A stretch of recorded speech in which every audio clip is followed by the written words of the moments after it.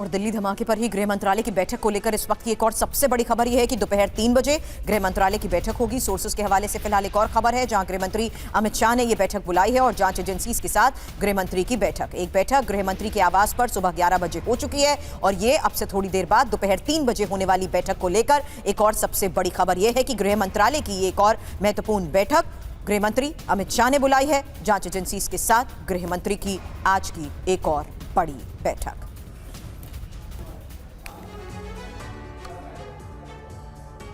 और टीवी 9 संवाददाता महराज अहमद पुलवामा में डॉक्टर उमर के घर पहुंचे और उन्होंने उमर की भाभी से बातचीत की, साथ ही उनके घर परिवार के हालात का जायजा लिया।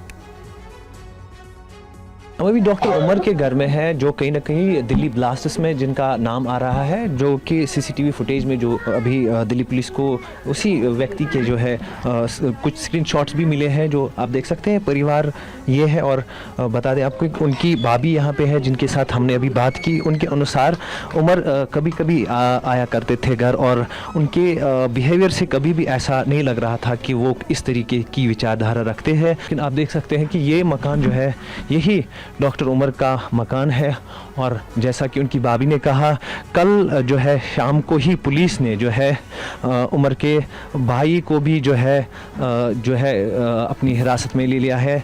इंक्वायरी चल रही है और सुबह जो है फिर से जो है जम्मू कश्मीर पुलिस जो है यहाँ पे छापा मारने के लिए आई है। उनके अनुसार जो कुछ मोबाइल फ़ोन्स और लैपटॉप्स घर के सदस्यों के हैं, हालांकि उमर की कोई चीज़ यहाँ पे उनकी भाभी के अनुसार नहीं हुआ करती है, तो जो घर के सदस्य हैं उनके मोबाइल और लैपटॉप्स भी जो है यहाँ से पुलिस ने बरामद किया है। और टीवी 9 संवाददाता महराज अहमद से बातचीत में डॉक्टर उमर की भाभी ने क्या कुछ कहा है, क्या कुछ बताया है, आपको सुनवाते हैं। कोई जानकारी नहीं दी है, पुलिस ने आकर ले गए उनको। यहाँ के कितने लोगों को यहाँ पे पुलिस ले गई है, आपके घर के मेंबर?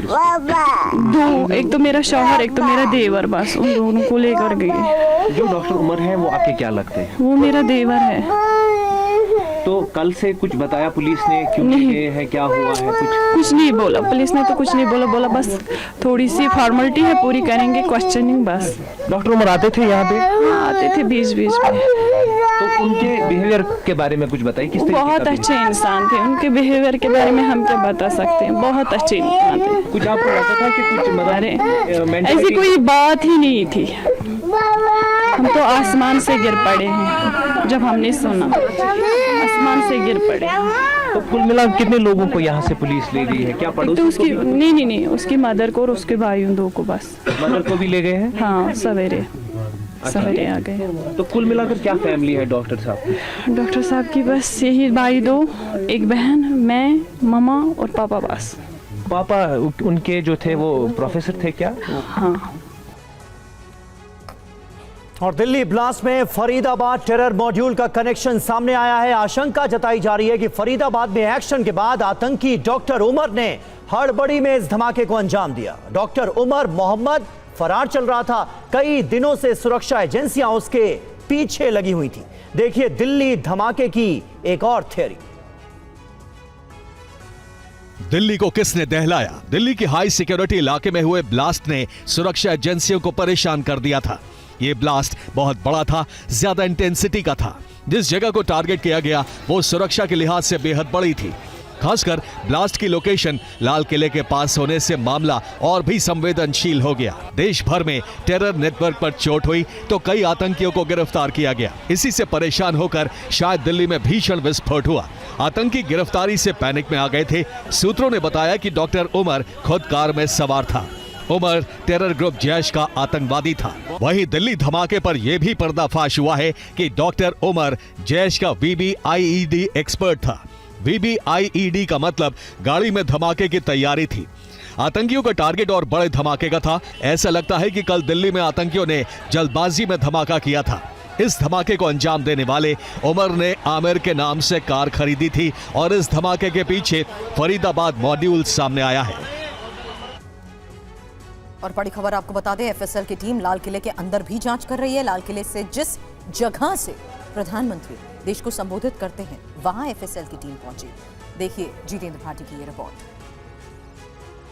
350वां शहीदी दिवस मनाया जाना है, तो ऐसे में इस जो प्रांगण है लाल किले का, यहाँ पर बड़े पैमाने पर तैयारी चल रही है। यहाँ लेबर होती है, सैकड़ों लेबर यहाँ काम कर रही है, तो ऐसे में उसका फायदा उठाकर प्लांट ना किया गया हो। आप अभी तस्वीर देखेंगे तो जहाँ पर प्रधानमंत्री देश को संबोधित करते हैं, ध्वजारोहण करते हैं, वहाँ पर जांच की जा रही है, एक एक कोने को जो है वहाँ पर छानबीन की जा रही है। तो ये देखने की कोशिश की जा रही है कि जिस तरीके से अगर वो शख्स बिल्कुल लाल किले के पास में पार्किंग में 3 घंटे तक रह सकता है, क्या और भी इस तरह की कोई यहाँ पर कुछ चीज़ छिपाने रखी हो, क्योंकि अभी भी जांच चल रही है। सीयूडी की टीम को आपने देखा, उसी तरीके से तमाम जांच एजेंसी जो प्रीमियर एजेंसी से देश की, वो इस वक्त जांच कर रही है। और आप ये प्रांगण से थोड़ी पास में दिखाते हैं घटना कहाँ पर घटी है, ताकि दर्शक हमारे समझ पाएं। अब निशान से कौन जरा जूम करे, सामने जो अब जो वहाँ पर पर्दा लगा हुआ है, जो कि इस साजिश को बेनकाब करने के लिए, उससे पर्दा हटाने के लिए लगाए गए हैं, उसके अंदर भी आप देखें घेरे के अंदर, निशान जूम करके दिखाइए, वहाँ पर भी जांच चल रही है और वहाँ कॉर्डन ऑफ कर दिया गया है। और ये देखिए बहुत ज़्यादा अंतर नहीं है जहाँ पर प्रधानमंत्री देश को संबोधित करते हैं। सुरक्षा एजेंसियां घटनास्थल पर जुटी हुई हैं, जांच कर रही हैं। एफएसएल की टीम आज भी मौके पर पहुंची और पूरे इलाके की जांच शुरू कर दी गई है। हमारे संवाददाता जितेंद्र भाटी की रिपोर्ट आपको दिखाते हैं। लाल किला ब्लास्ट की जांच लगातार जारी है। इस वक्त हम मौजूद हैं उस ब्लास्ट की जगह से, पास के एक मंदिर से, देखिए 5-6 मंजिल पर हैं, लेकिन यहाँ आप देखेंगे कि आसपास के जो इलाके हैं वहाँ पर भी एफएसएल की टीम जो है वो जांच कर रही है। तस्वीरें आपको दिखा रहे हैं, ये आप सामने देखिए, ये उस ब्लास्ट से थोड़ा सा आगे मंदिर के पास का परिसर है। उसकी छत पर भी आप देखेंगे तो आपको नज़र आएगा जो यहाँ पर फॉरेंसिक की टीम है वो यहाँ पर जांच कर रही है। और यही नहीं, आसपास की तमाम उन छतों पर जहाँ भी इस ब्लास्ट से जुड़े हुए सबूत मिल सकते हैं, वहाँ पर ट्रेसेस मिल सकते हैं, उनको तलाशने के लिए जो है एफएसएल की टीम जो है फ़िलहाल पहुँच रही है और ये जांच कर रही है कि आखिर जो वहाँ से तत्व उड़े ब्लास्ट के बाद में वो यहाँ पहुँचे हैं तो उनकी जाँच की जाए। बल्कि मैं जहाँ पर खड़ा हुआ हूँ वहाँ पर भी उस ब्लास्ट के कुछ अवशेष जो हैं, जो गाड़ियों के अवशेष हैं, वो यहाँ पर पहुँचे हैं। तो आप इस ब्लास्ट का अंदाज़ा लगा सकते हैं कि आखिर क्या किस तीव्रता का, किस इंटेंसिटी का ये रहा होगा। और आपको बता दें कि दिल्ली धमाके में जिस कार का इस्तेमाल हुआ वो गुरुग्राम के घर के पते पर रजिस्टर्ड थी। मकान मालिक दिनेश के भाई महेश ने बताया कि पुलिस यहां आई थी। महेश ने और क्या कुछ बताया है, आपको सुनवाते हैं। तो हमें जानकारी मिली थी कि जो दिल्ली में बम ब्लास्ट हुआ है वो गाड़ी यहाँ पर रजिस्ट्रेशन नंबर हुआ था। अब हमें पता नहीं था, लेकिन हमें न्यूज़ के द्वारा ही पता लगा गाड़ी रजिस्ट्रेशन यहाँ की थी।